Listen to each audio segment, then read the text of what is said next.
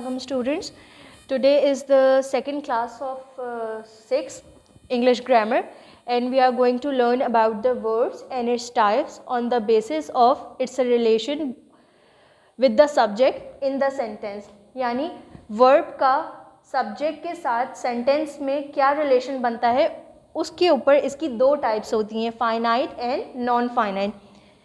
In the first type, finite, they agree with the subject of the sentence in terms of person and number and also show its tense. For example, she calls her brother by strange names. अब ये वाली जो type होती है इसके अंदर हमें proper subject दिया हुआ होता है और जो वर्ब यूज़ हो रहा होता है वो हमें बताता है कि इस सेंटेंस का टेंस क्या है, कौन सी टेंस में ये बात कही जा रही है. तो ये वाली एग्जाम्पल अगर हम देखें तो she calls her brother by strange names. In this example we have proper subject which is she, proper verb which tells us about the tense of the sentence. तो हमारी इसमें दोनों कंडीशंस पूरी हो रही हैं, सब्जेक्ट की भी और टेंस की भी. तो ये हमारे पास कौन सी टाइप है, फाइनाइट वर्ब की. Now move to non finite और इनफाइनाइट.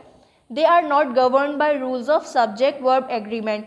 यानी इस वाली टाइप के अंदर प्रॉपर सब्जेक्ट हमें नहीं, सब्जेक्ट वर्ब का जो एक रिलेशन होता है वो प्रॉपर हमें इसमें नहीं मिलता. For example, opening the door she saw red scratch mark on the landing. अब अगर इस सेंटेंस को आप थोड़ा गौर से देखो, इसमें सब्जेक्ट हमें नहीं दिया हुआ और इसकी जो सेंटेंस की ओपनिंग हो रही है वो प्रेजेंट पार्टिसिपल हो रही है वर्ब की प्रेजेंट पार्टिसिपल से, जो कि हमारे पास ओपन था वर्ब, उसकी प्रेजेंट फॉर्म हमने यहाँ पे प्रेजेंट पार्टिसिपल वाली फॉर्म यूज़ की हुई है, ओपनिंग. तो हमारे पास यहाँ पे सब्जेक्ट नहीं दिया हुआ जो कि शी होना चाहिए था यहाँ पे. तो इस एग्जाम्पल से हमें ये समझ में आती है कि ये नॉन फाइनाइट है और नॉन फाइनाइट में सब्जेक्ट वर्ब एग्रीमेंट का रिलेशन नहीं होता है. Now move further. इनफाइनाइट की 3 टाइप्स और होती हैं, जेरेंड्स, पार्टिसिपल्स और इन्फिनेटिव. जो जेरेंड्स होते हैं, What are gerunds? Verbs ending with ing as noun. यानी वो verbs जो कि सेंटेंस में ing के साथ यूज़ होते हैं और एज अ नाउन एक्ट करते हैं, they are called gerunds. For example, they are dancing, they are moving, they are coming. इसमें जो सारे verbs यूज़ हो रहे हैं ing वाले वो gerunds कहलाते हैं. Next is participle.